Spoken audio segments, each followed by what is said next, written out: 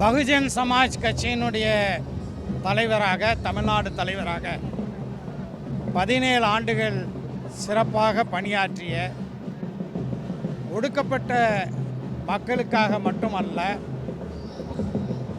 சங்கப்பரிவார் பயங்கரவாதத்திற்கு எதிராக சளைக்காமல் களம் கண்ட என் ஆருயிர் சகோதரர் ஆம்ஸ்ட்ராங் அவர்கள் நம்மை விட்டு பிரிந்தார் என்பது ஆறா துயரத்தை தருகிறது.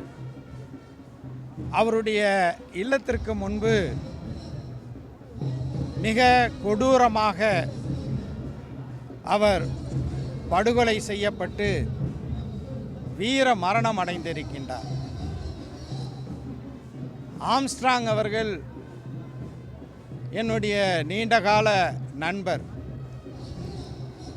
ஒதுக்கப்பட்ட சமூக மக்கள் பாபா சாஹிப் அம்பேத்கர் அவர்களை போன்று அறிவாற்றலில் சிறந்து விளங்க வேண்டும் என்ற லட்சியத்தோடு பயணித்தவர்.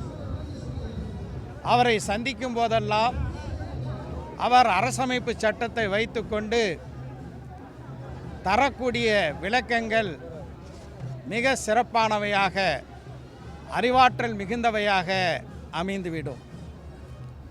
தான் மட்டும் உயர்ந்தால் போதாது, தன்னுடைய சமூகம் உயர வேண்டும் என்பதற்காக வேண்டி ஏராளமான தலித் சகோதரர்களை, ஒடுக்கப்பட்ட சகோதரர்களை சட்டம் உள்ளிட்ட படிப்புகள் படிப்பதற்கு அவர் உரமாக, வழிகாட்டியாக, உற்ற தோழனாக செயல்பட்டார் என்பதை அதனால் பயனடைந்த மாணவர்கள் இன்று சமூக வலைதளங்களிலே ஆயிரக்கணக்கிலே பதிவு செய்து வருகிறார்கள்.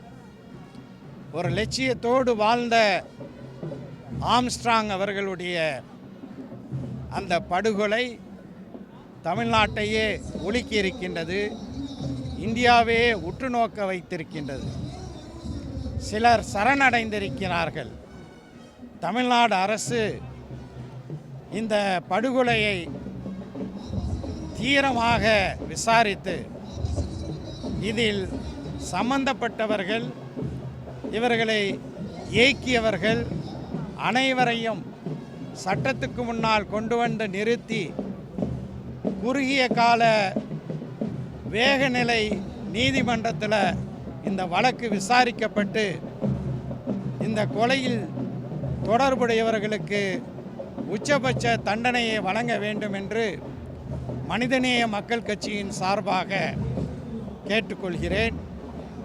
தமிழ்நாடு அரசு ஆம்ஸ்ட்ராங் அவர்களுக்கு ஒரு நூலகத்துடன் கூடிய மணிமண்டபத்தையும் கட்டி கொடுக்க வேண்டும் என்று கேட்டுக்கொள்கிறேன்.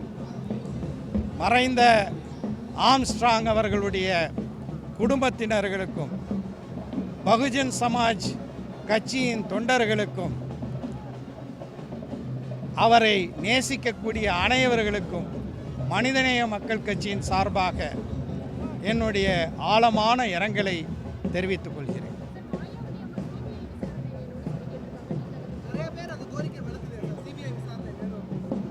தமிழ்நாட்டில் சிபிசிஐடி காவல்துறையினர் ஏற்கனவே நடைபெற்ற பல்வேறு வழக்குகளில் மிக திறமையாக புலனாய்வு செய்திருக்கின்றார்கள். அவர்கள் அந்த புலனாய்வில் குற்றவாளிகள் யார் என்று கண்டுபிடித்த பிறகு சில நேரங்களில் சிபிஐயிடம் ஒப்படைக்கப்படும். சிபிஐயும் கூட இவர்களை தான் குற்றவாளிகள், சிபிசிஐடியை கண்டுபிடித்தவர்கள் தான் குற்றவாளிகள் என்று சொன்னது தான் அதிகமான வழக்குகள். சிபிசிஐடி காவல்துறை மிக திறமையாக இந்த வழக்கை கையாளும் என்ற நம்பிக்கை எனக்கு இருக்கிறது.